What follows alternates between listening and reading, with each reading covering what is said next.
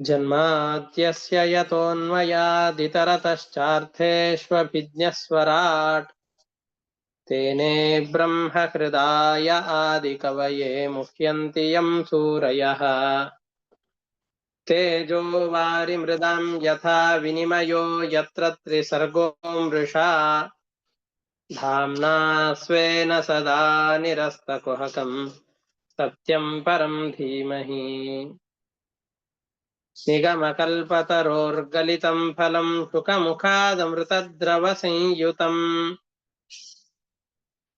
ಪಿಬತ ಭಾಗವತಂ ರಸಮಾಲಯಂ ಮುಹುರಹೋ ರಸಿಕಾಃ ಭುವಿ ಭಾವುಕಾಃ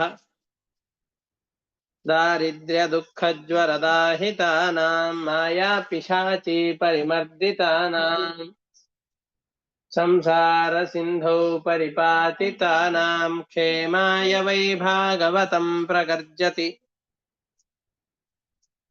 ಸಾಂಕೇತ್ಯಂ ಪಾರಿಹಾಸ್ಯಂ ವಾ ಸ್ತೋಭಂ ಹೇಳನಮೇವ ವಾ ವೈಕುಂಠನಾಮ ಗ್ರಹಣಂ ಅಶೇಷಾಘಹರಂ ವಿದುಃ. ಶ್ರೀ ಗುರುಭ್ಯೋ ನಮಃ. ಹರಿ ಓಂ. 6ನೇ ಸ್ಕಂದದ 8ನೇ ಅಧ್ಯಾಯ.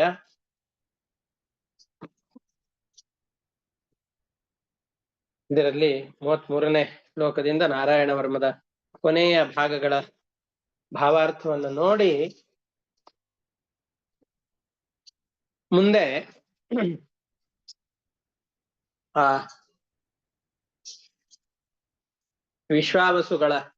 ವಿಶ್ವರೂಪಾಚಾರ್ಯರ ಪೂರ್ವಕಥೆ ಏನು ಅನ್ನೋದನ್ನ ನೋಡ್ತಾ ಹೋಗೋಣ. ತೇನೈವ ಸತ್ಯಮಾನೇನ ಸರ್ವಜ್ಞೋ ಭಗವಾನ್ ಹರಿಃ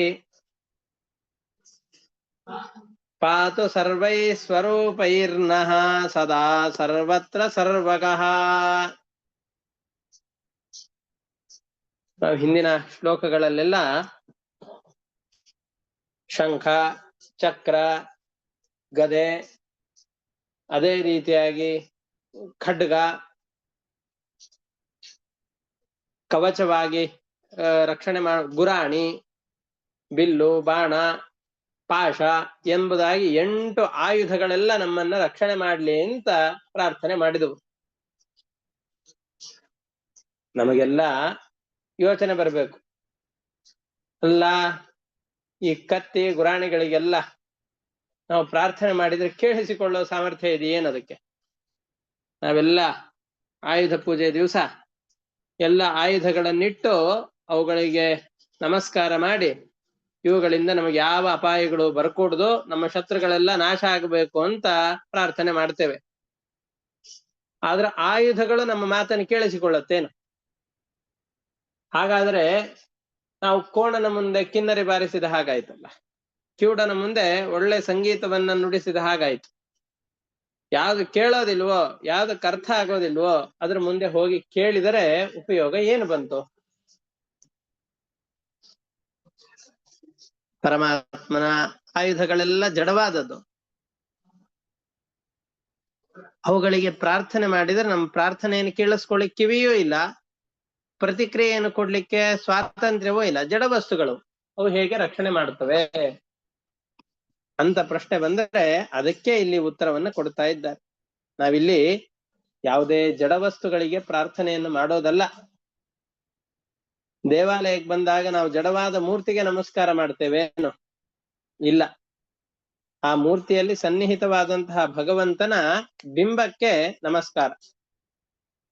ಆ ಬಿಂಬಕ್ಕೆ ಪ್ರತಿಬಿಂಬ ಈ ಮೂರ್ತಿಗಳು.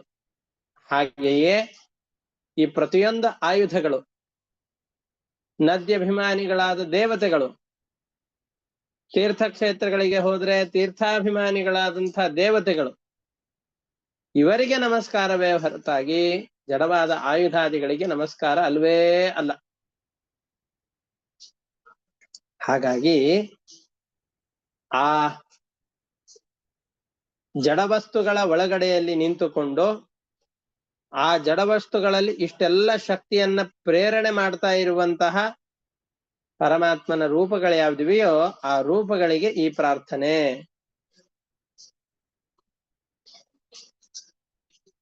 ನಮ್ಮ ಪ್ರಾರ್ಥನೆಯನ್ನ ಆ ಜಡವಾದ ಆಯುಧಗಳು ಕೇಳಿಸಿಕೊಳ್ಳದೆ ಹೋದರೂ ಕೂಡ ಆ ಆಯುಧಗಳಲ್ಲಿ ನಿಂತು ಶಕ್ತಿಯನ್ನ ಪ್ರೇರಣೆ ಮಾಡುವಂತಹ ಪರಮಾತ್ಮ ಕೇಳಿಸಿಕೊಳ್ಳುತ್ತಾನೆ. ಯಾಕೆ ಅಂತಂದ್ರೆ ಅವನು ಎಲ್ಲ ಕಡೆಯಲ್ಲಿ ಇರ್ತಾನೆ, ಸದಾ ಸರ್ವತ್ರ ಸರ್ವಗಃ, ಎಲ್ಲ ಕಾಲದಲ್ಲಿ ಎಲ್ಲ ರೂಪದಿಂದ ಎಲ್ಲ ಕಡೆಯಲ್ಲಿ ವ್ಯಾಪ್ತನಾಗಿರ್ತಾನೆ. ಸರ್ವಾಂತರ್ಗತನಾಗಿದ್ದಾನೆ, ಒಳಗಡೆಯಲ್ಲಿ ಹೊರಗಡೆಯಲ್ಲಿ ಎಲ್ಲ ಕಡೆಯಲ್ಲಿದ್ದಾನೆ. ನಮ್ಮ ಪ್ರಾರ್ಥನೆಯನ್ನು ಕೇಳಿಸಿಕೊಳ್ತಾ ಇರ್ತಾನೆ. ಕೇಳಿಸಿಕೊಳ್ಳುವ ಪರಮಾತ್ಮ ತನ್ನ ಆಯುಧಗಳಿಂದ ನಮಗೆ ಬರುವ ಎಲ್ಲ ಆಪತ್ತುಗಳನ್ನ, ಆಂತರಿಕವಾದ ಆಪತ್ತುಗಳು, ಹೊರಗಡೆಯಿಂದ ಬರುವಂತಹ ಆಪತ್ತುಗಳು, ಈ ಎಲ್ಲ ಆಪತ್ತುಗಳಿಂದ ಪರಮಾತ್ಮ ನಮ್ಮನ್ನ ರಕ್ಷಣೆ ಮಾಡ್ಲಿ.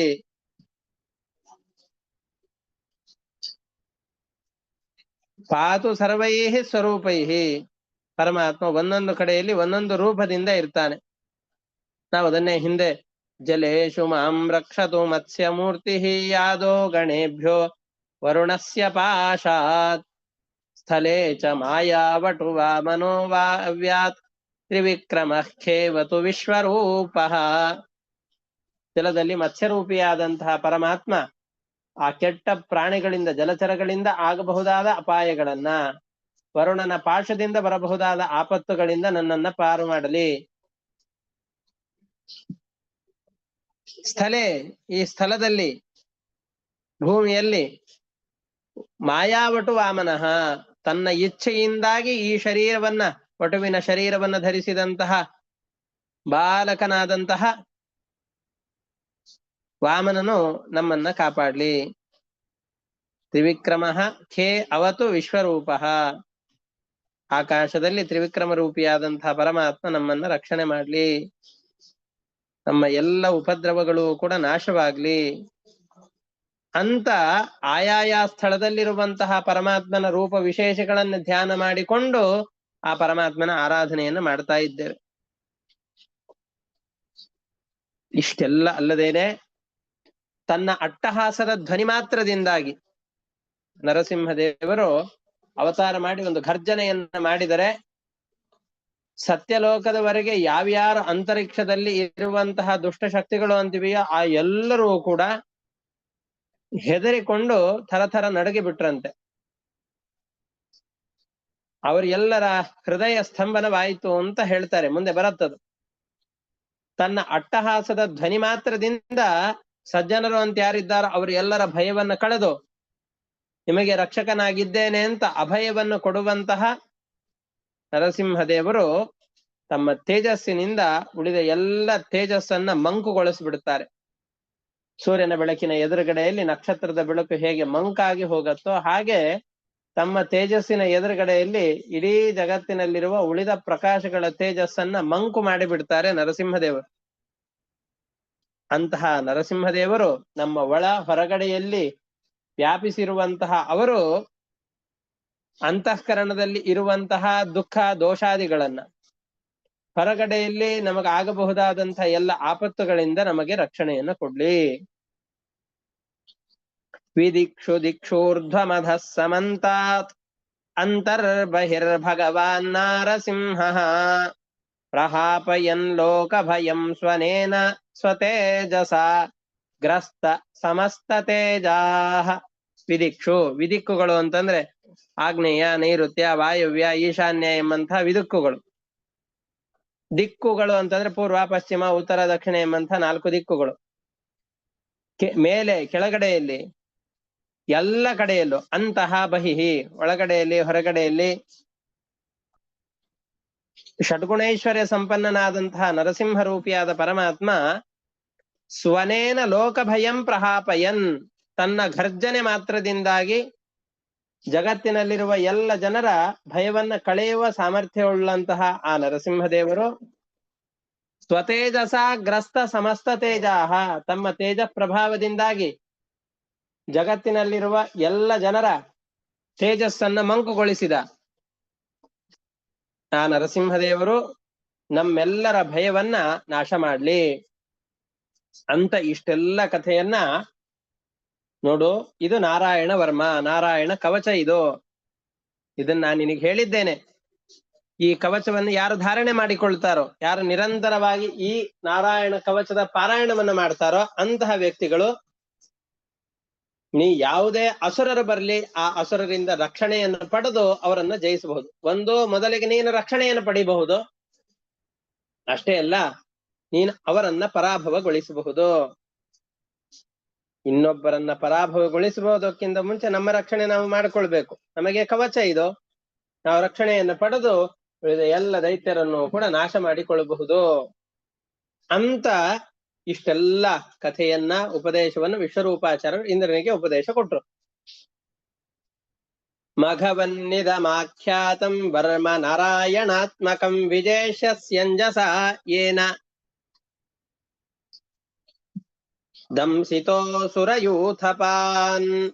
ಆ ಮಹಾ ಅಸುರರನ್ನ ಅನಾಯಾಸವಾಗಿ ಪರಾಭವಗೊಳಿಸಿ ನೀನು ಯುದ್ಧದಲ್ಲಿ ಗೆಲ್ಲಬಹುದು. ಈ ನಾರಾಯಣ ವರ್ಮವನ್ನ ಪಠಿಸುವವರಿಂದ ಏನೇನು ಫಲ ಸಿಗಬಹುದು? ಅದಕ್ಕೆ ಇಲ್ಲಿ ಹೇಳ್ತಾ ಇದ್ದಾರೆ, ಈ ಕವಚವನ್ನ ಧಾರಣೆ ಮಾಡಿದಂತಹ ಯಾವ್ದಾದ್ರೂ ಒಬ್ಬ ವ್ಯಕ್ತಿ ಯಾರನ್ನಾದ್ರೂ ಒಬ್ಬ ವ್ಯಕ್ತಿಯನ್ನ ಕಣ್ಣಿನಿಂದ ನೋಡಿದರೆ ಅಥವಾ ಪಾದದಿಂದ ಸ್ಪರ್ಶ ಮಾಡಿದರೂ ಸಾಕು, ಅಂದ್ರೆ ಇವನು ಅವರನ್ನು ನಮಸ್ಕಾರವನ್ನು ಮಾಡಿದರೂ ಸಾಕು, ಅವರ ಆಪತ್ತುಗಳೆಲ್ಲವೂ ಕೂಡ ಪರಿಹಾರ ಆಗತ್ತೆ, ಭಯದಿಂದ ಮುಕ್ತನಾಗ್ತಾನೆ. ಏತದ್ಧಾರಯಮಾಣಸ್ತು ಅಂತಂದ್ರೆ ಈ ಮಂತ್ರದ ಜಪದ ಸಿದ್ಧಿಯನ್ನು ಪಡೆದಂತಹ ವ್ಯಕ್ತಿ ಯಾರಿದ್ದಾನೋ ಅವನು ಯಾವ ವ್ಯಕ್ತಿಗಳನ್ನ ಮುಗ್ಧವಾದ ಮನಸ್ಸಿನಿಂದ, ಇವನು ಒಳ್ಳೆಯವನು ಅನ್ನೋ ಮನಸ್ಸಿನಿಂದ ನೋಡ್ತಾನೋ, ಸದಾವ ಸಂಸ್ಪೃಶೇ ಸದ್ಯ, ಪಾದದಿಂದಾಗಿ ಅವರನ್ನ ಸ್ಪರ್ಶ ಮಾಡ್ತಾನೋ ಅವನ ಎಲ್ಲ ಪಾಪಗಳಿಂದಲೂ ಕೂಡ ವಿಮುಕ್ತನಾಗ್ತಾನೆ. ನಮಗೆಲ್ಲ ಕೆಲವೊಮ್ಮೆ ಭಾವನೆ ಬರುತ್ತೆ, ನಾವು ಎಷ್ಟೆಷ್ಟೋ ಮಂತ್ರಗಳನ್ನು ಹೇಳಿರ್ತಾರೆ, ಎಷ್ಟೋ ಜಪಗಳನ್ನು ಹೇಳಿರ್ತಾರೆ, ವೇದದಲ್ಲಿ ಅಂತೂ ನಾವು ಮಾಡದೇ ಇರುವ ಪಾಪಗಳೇ ಇಲ್ಲ, ಅಷ್ಟೆಲ್ಲ ಪಾಪಗಳನ್ನು ಅವರು ಹೆಸರಿಸಿ ಎಷ್ಟೆಷ್ಟು ದೋಷಗಳು ಬರುತ್ತಾ ಆ ಎಲ್ಲ ದೋಷಗಳನ್ನು ಹೇಳಿ ಈ ದೋಷಗಳಿಗೆಲ್ಲದಕ್ಕೂ ಕೂಡ ಪರಿಹಾರವಾಗಿ ಈ ಮಂತ್ರಗಳನ್ನ ಜಪ ಮಾಡಬೇಕು, ಆ ಎಲ್ಲ ದೋಷಗಳು ಪರಿಹಾರವಾಗತ್ತೆ ಅಂತ ಹೇಳ್ತಾರೆ.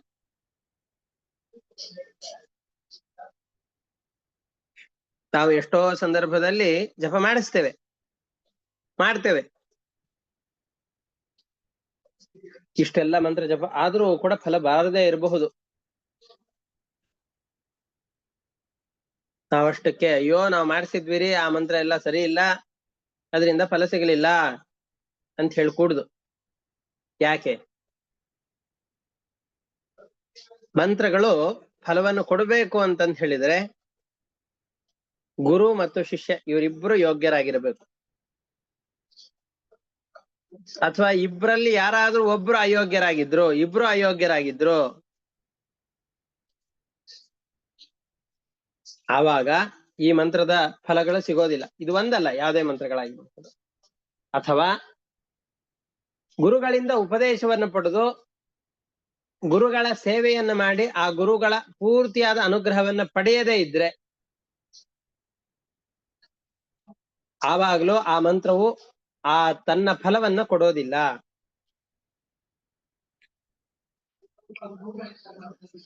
ಇಷ್ಟೇ ಅಲ್ಲ,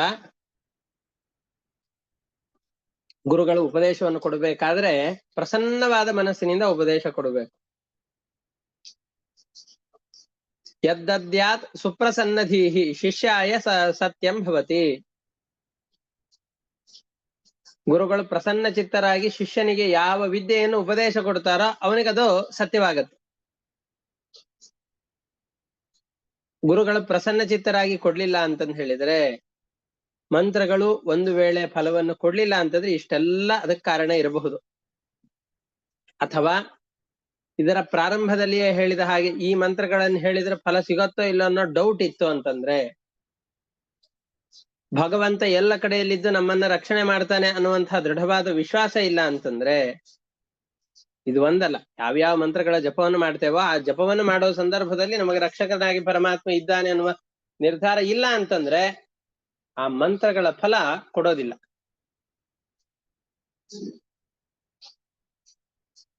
ಆದ್ರೆ ಯಾರು ವಿಹಿತವಾದ ರೀತಿಯಲ್ಲಿ ಈ ಮಂತ್ರಗಳ ಜಪಾದಿಗಳನ್ನು ಮಾಡ್ತಾನೋ ಅಂತಹ ವ್ಯಕ್ತಿ ಕಣ್ಣಿಂದ ಯಾರನ್ನಾದ್ರೂ ನೋಡ್ಲಿ, ಸ್ಪರ್ಶ ಮಾಡ್ಲಿ, ಅಷ್ಟು ಮಾತ್ರಕ್ಕೆ ಅವನ ಎಲ್ಲ ಪಾಪಗಳು ಕೂಡ ಮುಕ್ತನಾಗಿ ಹೋಗ್ತಾನೆ.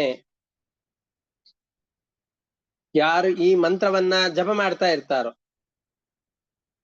ಇದರ ಸಿದ್ಧಿಯನ್ನು ಪಡೆದಿರ್ತಾರೋ ಅಂತಹ ರಾಜರಿಗೆ ಅಥವಾ ಆ ವ್ಯಕ್ತಿಗಳಿಗೆ ರಾಜರಿಂದ ಆಪತ್ತುಗಳಾಗ್ಲಿ, ಕಳ್ಳಕಾಕರಿಂದ ಆಪತ್ತುಗಳಾಗ್ಲಿ, ದುಷ್ಟಗ್ರಹಗಳ ವ್ಯಾಧಿ ಆಗ್ಲಿ, ಬಾಧೆಗಳಾಗ್ಲಿ ಯಾವುದೂ ಕೂಡ ಬರೋದಿಲ್ಲ. ಸುಮ್ಮನೆ ಅಲ್ಲ, ಇದಕ್ಕೆ ಸಂವಾದಿಯಾದ ಒಂದು ಕಥೆಯನ್ನು ಹೇಳ್ತೇನೆ ಅಂತ ಹೇಳ್ತಾರೆ. ಕೌಶಿಕ ಗೋತ್ರದಲ್ಲಿ ಹುಟ್ಟಿದ ಯಾವುದೋ ಒಬ್ಬ ಮುನಿ ಇದ್ದ. ಅವನು ಒಂದು ಪ್ರದೇಶದಲ್ಲಿ ಚೆನ್ನಾಗಿ ಈ ಮಂತ್ರದ ಉಪದೇಶವನ್ನು ಪಡೆದು ಸಾಧನೆ ಮಾಡ್ತಾ ಇದ್ದ. ನಾರಾಯಣ ವರ್ಮದ ನಿರಂತರವಾದ ಜಪವನ್ನು ಮಾಡ್ತಾ ಇದ್ದ.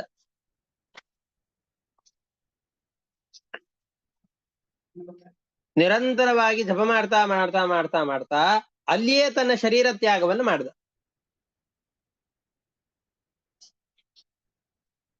ಯೋಗ ಬಲದಿಂದ ಶರೀರ ತ್ಯಾಗ ಮಾಡಿದ ಮೇಲೆ ಆ ಶರೀರವನ್ನ ಸಂಸ್ಕಾರ ಮಾಡುವ ವ್ಯಕ್ತಿಗಳು ಯಾರೂ ಇಲ್ಲ. ಶರೀರ ಅಲ್ಲಿಯೇ ಬಿದ್ದಿದೆ. ಕಾಲಕ್ರಮೇಣ ಆ ಶರೀರದ ಚರ್ಮ, ಮಾಂಸ ಎಲ್ಲವೂ ಕೂಡ ನಾಶವಾಗಿ ಹೋಗಿ ಬರೀ ಮೂಳೆಗಳಷ್ಟೇ ಬಿದ್ದಿದೆ.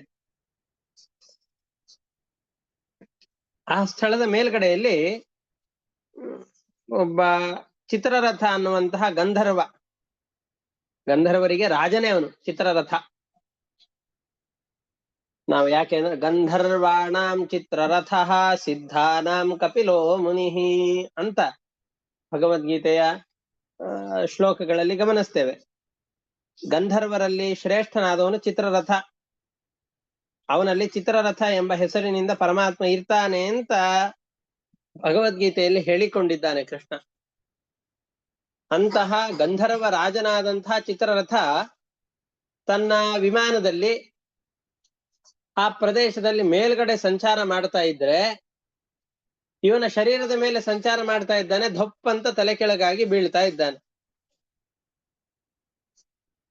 ಯಾಕೆ ಅಂತಂದ್ರೆ ನಾರಾಯಣ ವರ್ಮವನ್ನ ಧಾರಣೆ ಮಾಡಿದಂತಹ ವ್ಯಕ್ತಿಯ ಅಸ್ಥಿಗಳು ಕೆಳಗಡೆ ಇತ್ತು. ಅದನ್ನ ದಾಟ್ಲಿಕ್ಕೆ ಆಗ್ಲಿಲ್ಲ. ಇವನು ಧೊಪ್ಪಂತ ಕೆಳಗಡೆ ಬಿದ್ದ. ಯಾಕೆ ಬಿದ್ದೆ, ಏನಾಯ್ತು ಅಂತ ಬಹಳ ಯೋಚನೆ ಆಯ್ತು ಅವನಿಗೆ. ಯೋಚನೆ ಆದ ಮೇಲೆ ಅವನು ಹಾಗಾದ್ರೆ ಇಲ್ಲಿ ಬೀಳ್ಲಿಕ್ಕೆ ಕಾರಣ ಏನು, ಈ ಪ್ರದೇಶದ ಮಹತ್ವ ಏನು ಅಂತ ತಿಳಿಲಿಕ್ಕೆ ಅಂತ ಬಾಲಕಿಲ್ಯ ಮುನಿಗಳು ಅಂತಿದ್ರು. ಅವರ ಬಳಿಯಲ್ಲಿ ಈ ಎಲ್ಲ ವೃತ್ತಾಂತವನ್ನು ತಿಳಿದ. ಕೌಶಿಕ ಗೋತ್ರದಲ್ಲಿ ಹುಟ್ಟಿದಂತಹ ಒಬ್ಬ ಋಷಿ ಇಲ್ಲಿ ತಪಸ್ಸನ್ನ ಸಾಧನೆ ಮಾಡ್ತಾ ಇದ್ದ. ನಾರಾಯಣ ವರ್ಮದ ಸಾಧನೆಯನ್ನು ಮಾಡಿಕೊಂಡಿದ್ದಾನೆ. ಅವನು ಯೋಗ ಬಲದಿಂದಾಗಿ ಇಲ್ಲಿಯೇ ಶರೀರ ತ್ಯಾಗ ಮಾಡಿಕೊಂಡಿದ್ದಾನೆ. ಅವನ ಅಸ್ಥಿಗಳು ಮಾತ್ರ ಇಲ್ಲಿ ಉಳಿದಿದೆ. ಅದರ ಮೇಲ್ ನೀವು ಹೋಗ್ತಾ ಇದ್ದೆ, ಅದರ ಪ್ರಭಾವದಿಂದ ಅಯಸ್ಕಾಂತದ ಹಾಗೆ ಅದರ ಮೇಲ್ಗಡೆ ಯಾರನ್ನು ನಡೆಯಲಿಕ್ಕೆ ಬಿಡೋದಿಲ್ಲ. ಅದು ನಿನ್ನನ್ನು ಧಪ್ಪಂತ ಕೆಳಗಡೆ ಬೀಳಿಸಿದೆ ಅಂತ ಹೇಳಿದ. ಆಶ್ಚರ್ಯ ಆಯ್ತು. ಆಮೇಲೆ ಇಂತಹ ಅಸ್ಥಿಗಳು ಇಲ್ಲಿ ಇರಬಾರ್ದು, ಮಹಾತ್ಮರ ಅಸ್ಥಿಗಳಿದು ಅಂತ ಅಂದುಕೊಂಡು ಅದನ್ನು ಸ್ವೀಕಾರ ಮಾಡಿ ಸರಸ್ವತಿ ನದಿಯಲ್ಲಿ ವಿಸರ್ಜನೆ ಮಾಡಿ ಸ್ನಾನಾದಿಗಳನ್ನು ಮಾಡಿ ತನ್ನ ಲೋಕಕ್ಕೆ ಹೊರಟು ಹೋದ ಅಂತ ಹೇಳಿ ಈ ರೀತಿಯಾಗಿ ನಾರಾಯಣ ವರ್ಮದ ಸಾಧನೆಯನ್ನ ಮಾಡಿಕೊಂಡವರಿಗೆ ಇರುವಂತಹ ಮಹತ್ವವನ್ನ ಈ ಕಥೆಯಲ್ಲಿ ತಿಳಿಸ್ತಾ ಇದ್ದಾರೆ. ಇಮಾಂ ವಿದ್ಯಾಂ ಪುರಾ ಕಶ್ಚಿತ್ ಕೌಶಿಕೋ ಧಾರಯನ್ ದ್ವಿಜಃ ಯೋಗ ಧಾರಣಯ ಸ್ವಾಂಗಂ ಜಹೌ ಸಮರುದಧ್ವನಿ. ಈ ವಿದ್ಯೆಯನ್ನ ಕೌಶಿಕ ಗೋತ್ರದಲ್ಲಿ ಹುಟ್ಟಿದ ಯಾವುದೋ ಒಬ್ಬ ಬ್ರಾಹ್ಮಣ ಸಾಧನೆ ಮಾಡಿಕೊಂಡು ಯೋಗ ಬಲದಿಂದ ತನ್ನ ಶರೀರವನ್ನು ತ್ಯಾಗ ಮಾಡ್ತಾ ಇದ್ದಾನೆ. ಆ ಸಂದರ್ಭದಲ್ಲಿ ತಸ್ಯೋಪರಿ ವಿಮಾನೇನ ಗಂಧರ್ವಪತಿರೇ ಕದಾ ಯಯೌ ಚಿತ್ರರಥ ಸ್ತ್ರೀಭಿಃ ವೃತೋ ಯತ್ರ ದ್ವಿಜಕ್ಷಯಃ. ಯಾವ ಕ್ಷೇತ್ರದಲ್ಲಿ ಆ ಬ್ರಾಹ್ಮಣನ ಶರೀರ ಪಾತವಾಗಿತ್ತೋ ಆ ಸ್ಥಳದಲ್ಲಿ ತನ್ನ ವಿಮಾನದ ಮೇಲೆ ಚಿತ್ರರಥ ಹೋಗ್ತಾ ಇದ್ದಾನೆ. ಆ ಸಂದರ್ಭದಲ್ಲಿ ಸಾಂಗನೋ ನ್ಯಪತತ್ ಸದ್ಯಃ ಸವಿಮಾನೋ ಕ್ಯವಾಕ್ಷಿರಾಃ ವಿದ್ಯಾಮಿಮಾಂ ಧಾರಯತೋ ಮೃತಸ್ಯಾಸ್ಥಿ ವಿಲಂಘನಾತ್. ಈ ವಿದ್ಯೆಯನ್ನ ಸಾಧನೆ ಮಾಡಿಕೊಂಡು ಒಲಿಸಿಕೊಂಡಂತಹ ಋಷಿಯ ಅಸ್ಥಿಗಳ ಮೇಲೆ ಸಂಚಾರ ಮಾಡ್ತಾ ಇದ್ದ ಅನ್ನೋ ಕಾರಣದಿಂದ ತನ್ನ ಹೆಂಡಂದಿರಿಂದ ಸಹಿತನಾಗಿ ವಿಮಾನದಿಂದ ಸಹಿತನಾಗಿ, ನಾವು ಬರ್ಮುಡಾ ಟ್ರಯಾಂಗಲ್ ಅಂತಂದು ಈಗೆಲ್ಲ ಕಥೆಗಳನ್ನೆಲ್ಲ ಕೇಳ್ತಾ ಇರ್ತೀವಿ, ಅಲ್ಲೆಲ್ಲ ವಿಮಾನಗಳು ಹೋಯ್ತು ಅಂದ್ರೆ ಅಯಸ್ಕಾಂತೀಯ ಶಕ್ತಿಯಿಂದ ಬೀಳ್ತವೆ ಅಂತ. ಅದು ಸತ್ಯವೋ ಸುಳ್ಳೋ ಬೇರೆ. ಇಲ್ಲಿ ಆ ತರ ಆಯ್ತು, ಕೆಳಗೆಳಗಾಗಿ ಬಿದ್ದು ಬಿಟ್ಟ. ಏನಾಯ್ತು ಅಂತ ಕೇಳ್ತಾ ಇದ್ದಾರೆ. ಅಲ್ಲಿ ಸಮುದ್ರದಲ್ಲಿ, ಇಲ್ಲಿ ಮರುಭೂಮಿಯಲ್ಲಿ. ಸವಾಲ ಖಿಲ್ಯ ವಚನಾದಸ್ಥೀನ್ಯಾದಾಯ ವಿಸ್ಮಿತಃ ಪ್ರಾಸ್ಯ ಪ್ರಾಚೀ ಸರಸ್ವತ್ಯಾಂ ಸ್ನಾತ್ವಾ ಧಾಮ ಸ್ವಮನ್ವಗಾತ್. ಪಾಲಕಿಲ್ಯ ಋಷಿಗಳ ವಚನದಿಂದಾಗಿ ಏನಿದು, ಯಾಕಿಲ್ಲಿ ಈ ತರ ಬೀಳೋ ಹಾಗೆ ಪ್ರಸಂಗ ಬಂತು ಅಂತ ಅದನ್ನೆಲ್ಲ ತಿಳಿದುಕೊಂಡು ಆಶ್ಚರ್ಯಗೊಂಡ. ಒಂದು ಮಂತ್ರದ ಸಾಧನೆಯನ್ನು ಮಾಡಿಕೊಂಡ್ರೆ ಇಷ್ಟೆಲ್ಲ ಸಾಧನೆ ಆಗ್ಲಿಕ್ಕೆ ಸಾಧ್ಯ ಉಂಟೋ ಅಂತ ಗಾಬರಿ ಆಯ್ತು, ಆಶ್ಚರ್ಯಗೊಂಡ. ಅವರ ಶರೀರದ ಅಸ್ಥಿಗಳನ್ನ ಸಂಗ್ರಹ ಮಾಡಿ ಪ್ರಾಚೀ ದಿಕ್ಕಿನ ಕಡೆಯಲ್ಲಿ ಹರಿಯುವಂತಹ, ಪೂರ್ವ ದಿಕ್ಕಿಗೆ ಮುಖ ಮಾಡಿ ಹರಿಯುವಂತಹ ಸರಸ್ವತಿ ನದಿಯಲ್ಲಿ ಆ ಎಲ್ಲ ಅಸ್ಥಿಗಳನ್ನ ವಿಸರ್ಜನೆ ಮಾಡಿ ಸ್ನಾನಾದಿಗಳನ್ನ ಮಾಡಿ ತನ್ನ ಲೋಕಕ್ಕೆ ಹೊರಟು ಹೋದ. ಗಂಧರ್ವ ನಗರಕ್ಕೆ ಹೊರಟ, ಕುಬೇರನ ಲೋಕಕ್ಕೆ ಹೊರಟ. ಯಯಿದಂ ಶೃಣುಯಾತ್ ಕಾಲೇ ಯೋಧಾರಯತಿ ಚಾದೃತಃ ತಂ ನಮಸ್ಯಂತಿ ಭೂತಾನಿ ಮುಚ್ಯತೆ ಸರ್ವತೋ ಭಯಾತ್. ಈ ನಾರಾಯಣ ಮಂತ್ರವನ್ನ ಯಾರು ಜಪಿಸ್ತಾರೋ, ಇದರ ಮಹತ್ವವನ್ನು ಕೇಳ್ತಾರೋ, ಇವ್ರು ಎಲ್ಲರಿಗೂ ಕೂಡ ತಲೆ ಬಾಗ್ತಾರೆ. ಇವ್ರ ಮೇಲೆ ನಡಿಲಿಕ್ಕೆ ಯಾರಿಗೂ ಸಾಧ್ಯ ಇಲ್ಲ. ಆತ ಎಲ್ಲ ಭಯಗಳಿಂದಲೂ ಕೂಡ ಮುಕ್ತನಾಗ್ತಾನೆ ಅಂತ ಇಷ್ಟು ಕಥೆಯನ್ನ ಹೇಳಿದರು. ಇದು ಆದ್ಮೇಲೆ ಈ ಮಂತ್ರವನ್ನ ದೇವೇಂದ್ರ ವಿಶ್ವರೂಪಾಚಾರ್ಯರಿಂದ ಉಪದೇಶ ಪಡೆದು ಯುದ್ಧದಲ್ಲಿ ಅಸುರರೆಲ್ಲರನ್ನೂ ಕೂಡ ಗೆದ್ದು ಮೂರ್ಲೋಕದ ಆಧಿಪತ್ಯವನ್ನ ಅನುಭವಿಸಿದ ಅಂತ ಒಟ್ಟಾರೆ ಕಥೆಯನ್ನು ಇಲ್ಲಿಗೆ ಮುಕ್ತಾಯ ಮಾಡ್ತಾ ಇದ್ದಾರೆ. ಏತಾಂ ವಿದ್ಯಾಮಧಿಗತೋ ವಿಶ್ವರೂಪಾತ್ ಶತಕ್ರತುಃ ತ್ರೈಲೋಕ್ಯ ಲಕ್ಷ್ಮೀಂ ಬುಭುಜೆ ವಿನಿರ್ಜಿತ್ಯ ಮೃಧೆ ಸುರಾನ್. ಮೃಧೆ ಯುದ್ಧದಲ್ಲಿ ಅಸುರರನ್ನ ಸೋಲಿಸಿ ತ್ರೈಲೋಕ್ಯ ಲಕ್ಷ್ಮೀಂ, ತ್ರಿಲೋಕಾಧಿಪತ್ಯವನ್ನ ಪಡೆದ ಅನ್ನೋದಕ್ಕೆ ಈ 8ನೇ ಅಧ್ಯಾಯ ಮುಕ್ತಾಯವಾಗತ್ತೆ. ಇದು ಆದ್ಮೇಲೆ ಶುಕಾಚಾರ್ಯರು ಮತ್ತೆ ಹೇಳ್ತಾ ಇದ್ದಾರೆ. ಶುಕಾಚಾರ್ಯರ ಉತ್ತರ ವಿಶ್ವರೂಪಾಚಾರ್ಯರ ಹಿಂದಿನ ಕಥೆಗಳೆಲ್ಲವನ್ನು ಕೂಡ ನಿರೂಪಣೆ ಮಾಡಿ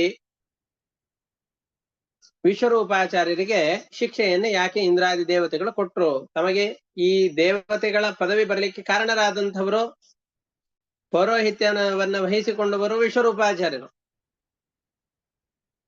ಅವರಿಗೆ ಶಿಕ್ಷೆಯನ್ನು ಯಾಕೆ ಕೊಟ್ರು ಅನ್ನೋ ಕಥೆಯನ್ನ ಮುಂದೆ ಹೇಳ್ತಾ ಇದ್ದಾರೆ. ಶ್ರೀ ಶುಕ ಉವಾಚ, 6ನೇ ಸ್ಕಂದದ 9ನೇ ಅಧ್ಯಾಯ. ಶ್ರೀ ಶುಕ ಉವಾಚ ತಸ್ಯಾಸನ್ ವಿಶ್ವರೂಪಸ್ಯ ಶಿರಾಂಸಿ ತ್ರೀಡಿ ಭಾರತ ಸೋಮಪೀಠಂ ಸುರಾಪೀಠಂ ಅನ್ನಾದಮಿತಿ ಶುಶ್ರುಮಃ.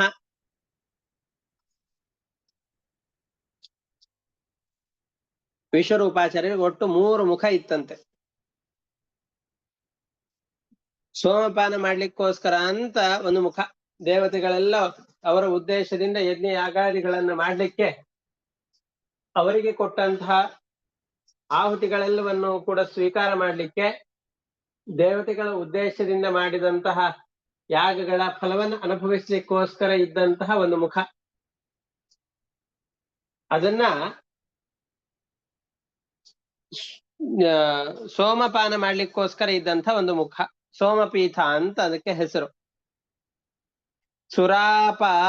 ಸುರಾಪೀಠಂ, ಸುರಾಪಾನವನ್ನು ಮಾಡ್ಲಿಕ್ಕೋಸ್ಕರ ಒಂದು ಮುಖ ಇತ್ತು. ಅನ್ನ ಭೋಜನ ಮಾಡ್ಲಿಕ್ಕೋಸ್ಕರವಾಗಿ ಮತ್ತೊಂದು ಮುಖ. ಹೀಗೆ ಒಟ್ಟು 3 ಮುಖಗಳು ವಿಶ್ವರೂಪಾಚಾರ್ಯರಿಗಿತ್ತು.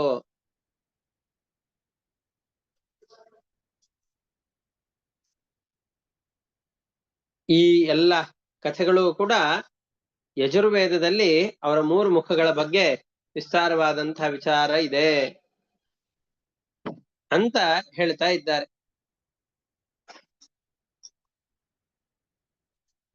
ಒಂದು ಸುರಾಪಾನ ಮಾಡ್ಲಿಕ್ಕೋಸ್ಕರ ಇದ್ದಂಥ ಮುಖ, ಸೋಮಪಾನ, ಸುರಾಪಾನ ಮತ್ತು ಅನ್ನಾದಿಗಳನ್ನ ಭೋಗ ಮಾಡ್ಲಿಕ್ಕೋಸ್ಕರ ಇದ್ದಂಥ 3 ಮುಖಗಳು. ಹೀಗೆ ವಿಶ್ವಾಚಾರ್ಯರಿಗೆ 3 ಮುಖಗಳಿತ್ತು. ಅದನ್ನ ಇಂದ್ರ ತನ್ನ ವಜ್ರಾಯುಧದಿಂದ ಸಂಹಾರ ಮಾಡಿದ. ಕಾರಣ ಏನು? ಅದಕ್ಕೆ ಹೇಳ್ತಾ ಇದ್ದಾರೆ. ಈಗ ವಿಶ್ವರೂಪಾಚಾರ್ಯರು ಯಾರು, ಅವರ ಕಥೆಯನ್ನ ನಿರೂಪಣೆ ಮಾಡ್ತಾ ಹೋಗ್ತಾರೆ. ವಿಶ್ವರೂಪಾಚಾರ್ಯರಿಗೆ ತ್ವಷ್ಟೃ ಅನ್ನುವಂಥ ಒಬ್ಬ ತಂದೆ ಇದ್ದ. ನಾವು ಹಿಂದಿನ ಅಧ್ಯಾಯದಲ್ಲಿ ದ್ವಾದಶಾದಿತ್ಯರು ಅಂತ ನಾವು ಕೇಳಿದ್ದೇವೆ. ಆ ದ್ವಾದಶಾದಿತ್ಯರಲ್ಲಿ ಒಬ್ಬನು ಯಾರು ಅಂತಂದು ಹೇಳಿದ್ರೆ ತ್ವಷ್ಟೃ ಕೂಡ ಒಬ್ಬ. ರೈವತೋಜೋ ಭವೋ ಭೀಮೋ ವಾಮೋ ರುಗ್ಗೋ ಉಗ್ರ ವೃಷಾಕಪತಿ ಕಪಿಹಿ ಅಜೈಕಪಾದ ಹಿರ್ಬುದ್ಧೋ ಬಹುರೂಪೋ ಮಹಾನಿತಿ ಅಂತ ಏಕಾದಶ ರುದ್ರರನ್ನ ಅನೇಕ ಸಪ್ತವಸುಗಳನ್ನ ಹೇಳಿದವು. ಅದರ ಮಧ್ಯೆ ದ್ವಾದಶಾದಿತ್ಯರು ಅಂತ ಅಷ್ಟವಸುಗಳು, ಏಕಾದಶಾದಿತ್ಯರು ಮತ್ತೆ ದ್ವಾದಶಾದಿತ್ಯರು, ಏಕಾದಶ ರುದ್ರರು ಅಂತ ಪ್ರಸಿದ್ಧ. ಆ ದ್ವಾದಶಾದಿತ್ಯರಲ್ಲಿ ಒಬ್ಬ ತ್ವಷ್ಟೃ ಅನ್ನುವ ಆದಿತ್ಯ. ಅದಿತಿಯ ಮಗನೇ, ದೇವತೆಯೇ. ಇವನ ತಂದೆ ದೇವತೆ, ವಿಶ್ವರೂಪಾಚಾರ್ಯರ ತಂದೆ ತ್ವಷ್ಟೃ ಅನ್ನುವ ದೇವತೆ. ಇವರ ತಾಯಿಯ ಹೆಸರು ರಚನಾ ಅಂತ. ಈ ರಚನಾ, ಒಂದೇ ನಿಮಿಷ,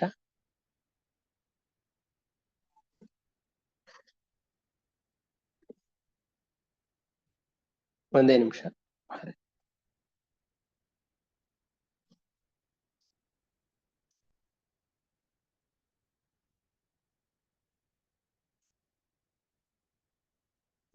ರಚನಾ ಅನ್ನುವಂತಹ ಹೆಂಡತಿ ಈ ತ್ವಷ್ಟೃವಿಗೆ ಇದ್ಲು.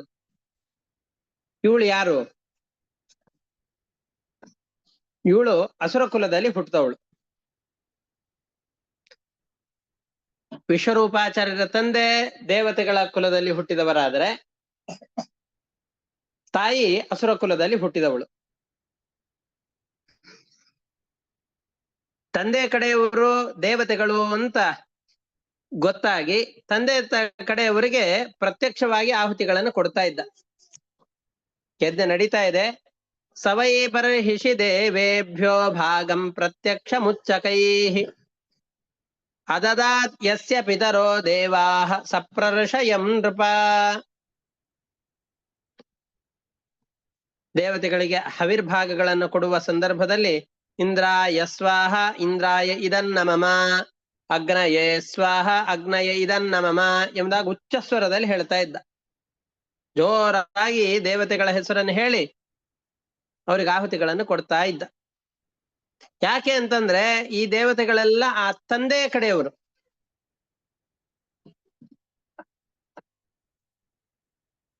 ಆದರೆ ತಾಯಿ ಕಡೆಯವರಿಗೂ ಕೂಡ, ಅಂದ್ರೆ ತಾಯಿ ಕಡೆಯವರು ಅಸುರರು. ಅಸುರರಿಗೆ ಯಾರಿಗೂ ಗೊತ್ತಾಗದೆ ಇರೋ ತರ ಪರೋಕ್ಷವಾಗಿ ಇವರೆಲ್ಲ ದೇವತೆಗಳು ಸ್ವಲ್ಪ ಯಜ್ಞ ಯಾಗಾದಿಗಳೆಲ್ಲ ಮುಗಿದಾದ್ಮೇಲೆ ಸ್ವಲ್ಪ ಕಣ್ಣಿಗೆಲ್ಲ ಹೊಗೆ ಆಗಿರತ್ತೆ ಅಂತ ಕಣ್ ತಿಕ್ಕೊಳ್ಳಿಕ್ಕೆ ಅಂತ ಪಕ್ಕದಲ್ಲಿ ಹೋದಾಗ ಪರೋಕ್ಷವಾಗಿ ಯಾರಿಗೂ ಗೊತ್ತಿರದೇ ಇರೋ ಹಾಗೆ ದೈತ್ಯರಿಗೂ ಕೂಡ ಆಹುತಿಗಳನ್ನು ಕೊಡ್ತಾ ಇದ್ದ. ಆದರೆ ಅಸುರರಿಗೆ ಯಜ್ಞದಲ್ಲಿ ಆಹುತಿಯನ್ನು ಕೊಡುವ ಹಾಗಿಲ್ಲ. ಅದರಿಂದ ಕೊಟ್ರೆ ಅವರಿಗೆ ಶಕ್ತಿ ಬಂದು ಅವರ ಉಪಟಳದಿಂದ ಲೋಕವೆಲ್ಲ ನಾಶವಾಗಿ ಹೋಗತ್ತೆ. ಅದಕ್ಕೆ ದೇವತೆಗಳು ಇದನ್ನು ವಿರೋಧ ಮಾಡಬಹುದು ಅಂತ ಗೊತ್ತಾಗಿ, ದೇವತೆಗಳಿಗೆ ಗೊತ್ತಾಗದೇ ಇರೋ ಹಾಗಲ್ಲ, ಗೊತ್ತಾಗುವ ಹಾಗಲ್ಲ, ಗೊತ್ತಾಗದೇನೋ ಗುಟ್ಟಾಗಿ ತಾಯಿಯ ಮನೆಯವರಿಗೆ ಅಸುರರಿಗೆಲ್ಲ ಆಹುತಿಯನ್ನು ಕೊಡ್ತಾ ಇರ್ತಾರೆ ವಿಶ್ವರೂಪಾಚಾರ್ಯರು. ದೇವತೆಗಳಿಗೆ ಗುರುವಾಗಿದ್ದಾರೆ ಅಂತಹ ವಿಶ್ವರೂಪಾಚಾರ್ಯರು ತನ್ನ ತಾಯಿಯ ಮನೆಯವರು ಅಸುರರಾದರೂ ಯಾಗದಲ್ಲಿ ಆಹುತಿಯನ್ನು ಪಡೆಯಲಿಕ್ಕೆ ಅಯೋಗ್ಯರಾದರೂ ಕೂಡ ಅವರಿಗೆ ಆಹುತಿಯನ್ನು ಕೊಡ್ತಾ ಇದ್ದಾರೆ. ಯಾಕೆ? ತನ್ನ ತಾಯಿಯ ಮೇಲಿರುವಂತಹ ಕುರುಡು ಭಕ್ತಿಯಿಂದ. ಮಹಾಭಾರತದಲ್ಲಿ ಇದರ ವಿವರಣೆ ಬಂದಿದೆ ಅಂತ ಹೇಳ್ತಾರೆ. ಈ ಹಿರಣ್ಯಕಶಿಪುವಿನ ಆದೇಶದಂತೆ ಅವನು ಹೇಳ್ತಾನೆ, ನೋಡು, ವಿಶ್ವರೂಪಾಚಾರ್ಯರನ್ನ ದೇವತೆಗಳೆಲ್ಲ ಗುರುವನ್ನಾಗಿ ಮಾಡ್ಕೊಂಡಿದ್ದಾರೆ. ಅವಳು ತಾಯಿ ನಮ್ಮ ಕುಲದಲ್ಲೇ ಹುಟ್ಟಿದವಳು. ಅವಳಿಗೆ ಹೋಗಿ ಸ್ವಲ್ಪ ಇನ್ಫ್ಲೂಯೆನ್ಸ್ ಮಾಡಿ, ಅವಳು ತಾಯಿ ಹೋಗಿ ವಿಶ್ವರೂಪಾಚಾರ್ಯರನ್ನು ಕೇಳಿದಾಗ ತಾಯಿಯ ಮೇಲಿನ ಪ್ರೀತಿಯಿಂದ ನಿಮಗೂ ಆಹುತಿಗಳನ್ನು ಕೊಡ್ತಾರೆ. ಅವಾಗ ನಿಮಗೂ ಕೂಡ ಯಜ್ಞದಲ್ಲಿ ಆಹುತಿ ಸಿಗೋದ್ರಿಂದ ನಿಮಗೂ ಶಕ್ತಿ ಬರುತ್ತೆ. ದೇವತೆಗಳಿಗೆ ಆ ಕಡೆ ಶಕ್ತಿ ಬರ್ಕೊಳ್ಳಿ, ನಿಮ್ಗಾಗ್ಲೇ ಒಂದಿಷ್ಟು ಶಕ್ತಿ ಇದೆ, ಮತ್ತೊಂದಿಷ್ಟು ಶಕ್ತಿ ಬರುತ್ತೆ. ಶಕ್ತಿಯಿಂದಾಗಿ ನೀವು ಆ ದೇವತೆಗಳ ಜೊತೆಯಲ್ಲಿ ಯುದ್ಧವನ್ನು ಮಾಡಬಹುದು ಅಂತ ಹೇಳ್ತಾರೆ.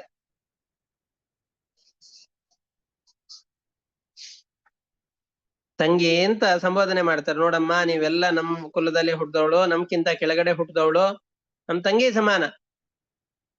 ನಿನ್ನ ಮಗ ದೇವತೆಗಳ ಗುರುವಾಗಿದ್ದಾನೀಗ.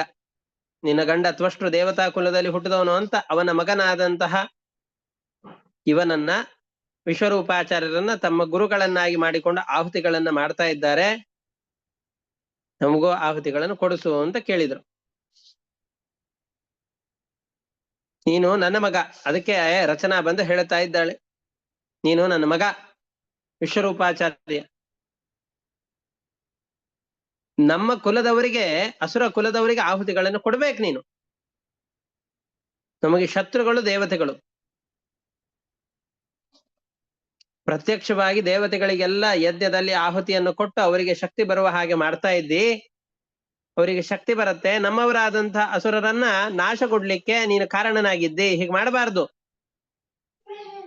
ಅಂತ ಹೇಳಿದಾಗ ತಾಯಿಯ ಅಪೇಕ್ಷೆಯ ಮೇರೆಗೆ ಹಿರಣ್ಯಕಶಿಪು ಹೇಳಿದ ಹಾಗೆ ನಿಷ್ಠೆಯಿಂದ ವಿಶ್ವರೂಪಾಚಾರ್ಯರು ಮರೆಯಾಗಿ ಇವರಿಗೆ ಆಹುತಿಯನ್ನು ಕೊಡ್ತಾ ಇದ್ದಾರೆ.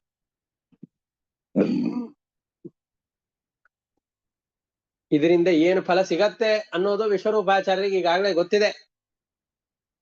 ಯಾಕೆ ಅಂತಂದ್ರೆ ಯಜುರ್ವೇದದ ಮಂತ್ರದಲ್ಲಿ, ಅನಾದಿ ನಿತ್ಯವಾದ ವೇದದಲ್ಲಿ ಈ ರೀತಿಯಾಗಿ ವಿಶ್ವರೂಪಾಚಾರ್ಯರು ಮಾಡ್ತಾರೆ, ಅದರಿಂದ ಈ ದೊಡ್ಡ ಅನರ್ಥವನ್ನ ಅವ್ರು ಅನುಭವಿಸ್ತಾರೆ ಅಂತ ಅದರಲ್ಲಿ ಬಂದಿದೆ. ವಿಶ್ವರೂಪೋ ವೈ ತ್ವಾಷ್ಟ್ರಃ ಪುರೋಹಿತೋ ದೇವಾನಾಂ ಆಸೀತ್ ಸ್ವಶ್ರಿಯಃ ಅಸುರಾಣಾಂ. ದೇವತೆಗಳಿಗೆ ವಿಶ್ವರೂಪಾಚಾರ್ಯರೆಂಬಂತಹ ಒಬ್ಬ ಪುರೋಹಿತನಿದ್ದ. ತಸ್ಯ ತ್ರೀಣಿ ಶೀರ್ಷಾಣಿ ಆಸನ್ ಸೋಮಪಾನಂ ಸುರಾಪಾನಂ ಅನ್ನಾದನಮಿತಿ. ಅವನಿಗೆ 3 ತಲೆಗಳಿತ್ತು. ಸೋಮಪಾನ ಮಾಡ್ಲಿಕ್ಕೋಸ್ಕರ ಒಂದು, ಸುರಾಪಾನ ಮಾಡ್ಲಿಕ್ಕೋಸ್ಕರ ಒಂದು, ಅನ್ನಾದನ ಅನ್ನಾದಿಗಳನ್ನು ಭೋಗ ಮಾಡ್ಲಿಕ್ಕೆ ಅಂತ ಒಂದು ಮುಖ. ಅವನು ಪ್ರತ್ಯಕ್ಷತಃ ದೇವತೆಗಳಿಗೆ ಭಾಗವನ್ನು ಕೊಡ್ತಾ ಇದ್ದ, ಪರೋಕ್ಷತಃ ಅಸುರರಿಗೆ ಕೊಡ್ತಾ ಇದ್ದ. ಸಹ ಪ್ರತ್ಯಕ್ಷಂ ದೇವೇಭ್ಯೋ ಭಾಗಂ ಅವಹತ ಪರೋಕ್ಷಂ ಅಸುರೇಭ್ಯ. ತಸ್ಯ ಭಾಗಃ ಉದಿತಃ ಸಹ ಅಸ್ಮಾದ್ ಇಂದ್ರೋ ಅಭಿಭೇತ್ ಈದೃಂಗ್ ವೈ ರಾಷ್ಟ್ರಂ ವಿಪರ್ಯ ವರ್ತಯತೀತಿ. ಇದನ್ನ ಇಂದ್ರ ತಿಳಿದುಕೊಂಡು ಭಯಗೊಂಡ. ಹೀಗಾದ್ರೆ ನಮ್ಮ ರಾಷ್ಟ್ರ ಎಲ್ಲ ಅಧಃಪಾದಕ್ಕೆ ಇಳಿಯತ್ತೆ, ಅಸುರರ ಆಕ್ರಮಣಕ್ಕೆ ಬಲಿಯಾಗಿ ಹೋಗಿಬಿಡತ್ತೆ. ಅದಕ್ಕೆ ತಸ್ಯ ವಜ್ರಮಾದಾಯ ಶೀರ್ಷಾಣಿ ಅಚ್ಚಿನತ್. ಯತ್ ಸೋಮಪಾನಮಾಸೇತ್ ಸ ಕಪಿಂಜಲೋ ಅಭವತ್. ಅದರ ವಜ್ರಾಯುಧವನ್ನು ತಗೊಂಡು ಅವನ ಶೀರ್ಷವನ್ನು ಕತ್ತರಿಸಿದ ಅಂತ ಈ ರೀತಿಯಾಗಿ ಈ ಕಥೆ ಯಜುರ್ವೇದದಲ್ಲೇ ಬಂದಿದೆ. ಆದ್ರೂ ತಾಯಿಯ ಮೇಲಿನ ಪ್ರೀತಿಯಿಂದ ಅವಳಿಗೋಸ್ಕರವಾಗಿ ಪ್ರಾಣ ತೊರೆಯಲಿಕ್ಕೂ ಅವನು ಹಿಂದೆ ಮುಂದೆ ನೋಡ್ಲಿಲ್ಲ. ಆಯ್ತು ಅಂತ ಸ್ವೀಕಾರ ಮಾಡಿದ. ಅದರಿಂದಲೇ ಪೌರೋಹಿತ್ಯ ಮಾಡ್ತೇನೆ ಅಂತ ಅವನು ಒಪ್ಪಿಕೊಂಡ. ಇದರಿಂದ ಇಂದ್ರ ಭೀತನಾದ. ಸಯೇವ ಹಿ ದದೌ ಭಾಗಂ ಪರೋಕ್ಷಮಸುರನ್ ಪ್ರತಿ ಯಜಮಾನೋ ವದದ್ಭಾಗಂ ಮಾತೃಸ್ನೇಹವಶಾನುಗಃ. ಅವನೇ ಯಾಗ ಮಾಡ್ತಾ ತಾಯಿಯ ಮೇಲಿನ ಪ್ರೀತಿಯಿಂದ ಅವಳಿಗೆ ಅನುಕೂಲನಾಗಿ ವರ್ತನೆ ಮಾಡಬೇಕು ಅಂತ ಅಂದುಕೊಂಡು ಅಸುರರಿಗೆ ಹವಿಸ್ಸಿನ ಭಾಗಗಳನ್ನು ಕೊಡ್ತಾ ಇದ್ದ. ತದ್ದೇವ ಹೇಳನಂ ತಸ್ಯ ಧರ್ಮಾಳೀಕಂ ಸುರೇಶ್ವರಃ ಆಲಕ್ಷ್ಯ ತರಸಾ ಭೀತಃ ತಚ್ಛೀರ್ಷಾಣ್ಯಚ್ಚಿನತ್ ಋಷಾ. ಈ ಧರ್ಮಾಚರಣೆ ತಾಯಿಯ ಮೇಲಿನ ಪ್ರೀತಿಯಿಂದ ಈ ರೀತಿಯಾಗಿ ಏನು ಆಹುತಿಗಳನ್ನು ಕೊಡ್ತಾ ಇದ್ದಾನಲ್ಲ, ಇದು ತಾಯಿಯ ಮಾತನ್ನು ನಡೆಸುವ ಧರ್ಮದ ಹಾಗೆ ಕಾಣಿಸ್ತಾ ಇದ್ರು ಕೂಡ ಲೋಕಕ್ಕೆ ಕ್ಷಯಕಾರಿಯಾಗಿತ್ತು, ಅದರಿಂದ ಅಧರ್ಮವೇ. ಅದನ್ನು ತಿಳಿದು ಮಾಡ್ದ ಅಂತಂದ್ರೆ ಲೋಕಕ್ಕೆಲ್ಲ ಬಹಳ ಅಶ್ರೇಯಸ್ಸಿದೆ ಎಂದು ತಿಳಿದು ಕೋಪಗೊಂಡಂತಹ ಈ ಇಂದ್ರ ಈ ವಿಶ್ವರೂಪಾಚಾರ್ಯರ ತಲೆಯನ್ನ ಕತ್ತರಿಸ್ತಾ ಇದ್ದಾನೆ.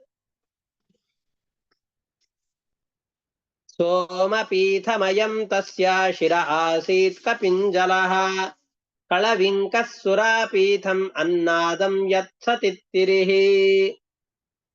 3 ತಲೆಗಳನ್ನು ಕತ್ತರಿಸಿದನಲ್ಲ, ಆ 3 ತಲೆಗಳು ಪಕ್ಷಿಗಳ ರೂಪವನ್ನು ಧರಿಸ್ತು ಅಂತ ಹೇಳ್ತಾ ಇದ್ದಾರೆ. ಯಾವ್ದದು? ಸೋಮಪೀಠಮಯಂ ತಸ್ಯ ಶಿರ ಆಸೀತ್ ಕಪಿಂಜಲಃ. ಸೋಮಪಾನ ಮಾಡ್ಲಿಕ್ಕೆ ಅಂತ ಯಾವ ಶಿರಸ್ಸನ್ನ ಧರಿಸಿದ್ನೋ ಆ ಶಿರಸ್ಸು ಕಪಿಂಜಲ, ಪಾರಿವಾಳ ಪಕ್ಷಿ ಆಯಿತು. ಪಾರಿವಾಳ ಪಕ್ಷಿಯ ರೂಪವನ್ನು ತಗೊಂಡು ಅವನ ಶರೀರ ಬಿದ್ದೋಯಿತು.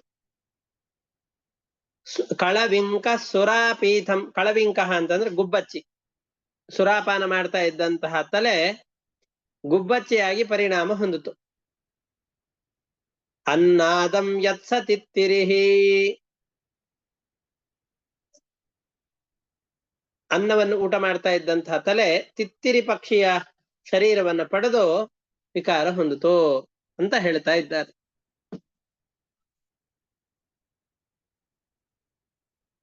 ವಸ್ತುತಸ್ತು ಬ್ರಾಹ್ಮಣನನ್ನ ತಮಗೆ ಗುರುವಾದಂತಹ ಬೃಹಸ್ಪತ್ಯಾಚಾರ್ಯರನ್ನ ಸಂಹಾರ ಮಾಡ್ತಾ ಇದ್ದಾರೆ. ಬೃಹಸ್ಪತ್ಯಾಚಾರ್ಯರಲ್ಲ, ವಿಶ್ವರೂಪಾಚಾರ್ಯರನ್ನ. ದೊಡ್ಡ ಪಾಪ. ವೇದಗಳಲ್ಲಿ ಎಷ್ಟೆಷ್ಟೋ ಪಾಪಗಳಿಗೆ ಪರಿಹಾರವನ್ನು ಹೇಳಿದ್ದಾರೆ. ದುಷ್ಟಾನ್ನ ಭೋಜನ, ಬ್ರಹ್ಮ ಹತ್ಯೆ, ಇವುಗಳಿಗೆಲ್ಲದಕ್ಕೂ ಕೂಡ ಪರಿಹಾರವನ್ನು ಹೇಳಿದ್ದಾರೆ. ಆದರೆ ಪರಿಹಾರ ಇಲ್ಲದೆ ಇರುವಂತಹ ದೋಷಗಳು ಅಂತಂದು ಹೇಳಿದ್ರೆ, ಒಂದು ಅನ್ನಕ್ರಯಣ, ಇನ್ನೊಂದು ಗುರುದ್ರೋಹ.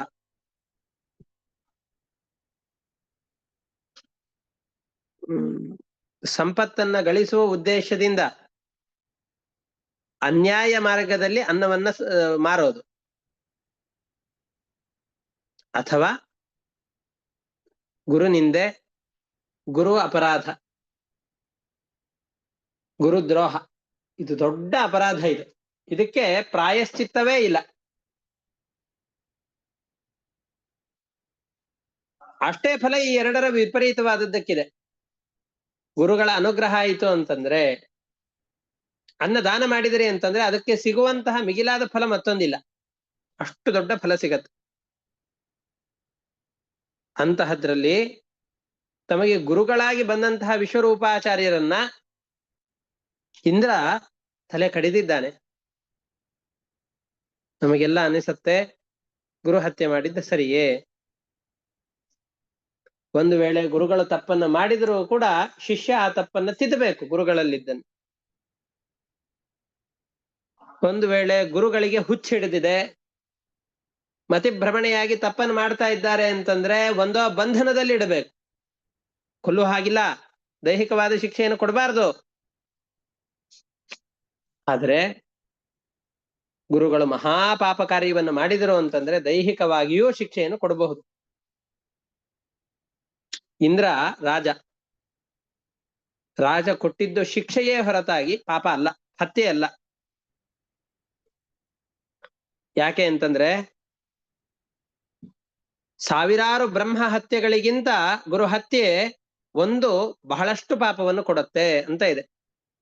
ಬ್ರಹ್ಮ ಹತ್ಯಾ ಸಹಸ್ರಾಚ್ಚ ಗುರು ಹತ್ಯಾ ವಿಶಿಷ್ಯತೆ. ಸಾವಿರಾರು ಬ್ರಹ್ಮ ಹತ್ಯೆಗಳ ಪಾಪವನ್ನು ಬೇಕಾದರೂ ಪರಿಹಾರ ಮಾಡಿಕೊಂಡು ಬಿಡಬಹುದು. ಆ ಸಾವಿರಾರು ಬ್ರಹ್ಮ ಹತ್ಯೆಗಳ ಪಾಪಕ್ಕಿಂತ ಒಂದು ಗುರು ಹತ್ಯೆಯ ದೋಷ ಬಹಳಷ್ಟು ದೊಡ್ಡದು. ಗುರುಗಳ ಹತ್ಯೆಯನ್ನು ಮಾಡಬೇಕು ಅಂತಂದು ಹೇಳಿದ್ರೆ ತಲೆಯನ್ನು ಕತ್ತರಿಸಬೇಕು ಅಂತಿಲ್ಲ, ಗುರುಗಳಿಗೆ ಹಿಂದಿನಿಂದ ನಿಂದನೆ ಮಾಡಿದ್ರೂ ಕೂಡ ಅಷ್ಟೇ ದೊಡ್ಡ ಪಾಪ ಬರುತ್ತೆ. ಶಾಸ್ತ್ರ ಈ ರೀತಿಯಾಗಿ ಹೇಳ್ತಾ ಇದೆ. ಆದ್ರೆ ಇಲ್ಲಿ ಮುಂದಿನ ಶ್ಲೋಕದಲ್ಲಿ ಹೇಳ್ತಾರೆ, ಬ್ರಹ್ಮ ಹತ್ಯಾಂ ಅಂಜಲಿನ ಜಗ್ರಾಹ ಯದಪೀಶ್ವರ. ಬ್ರಹ್ಮ ಹತ್ಯೆ ದೋಷ ಅಷ್ಟೇ ಬಂತು ಇಂದ್ರನಿಗೆ, ಅದನ್ನ ತನ್ನ ಕೈಯಲ್ಲಿ ಬೊಗಸೆಯಲ್ಲಿ ಇಂದ್ರ ಸ್ವೀಕಾರ ಮಾಡಿದ.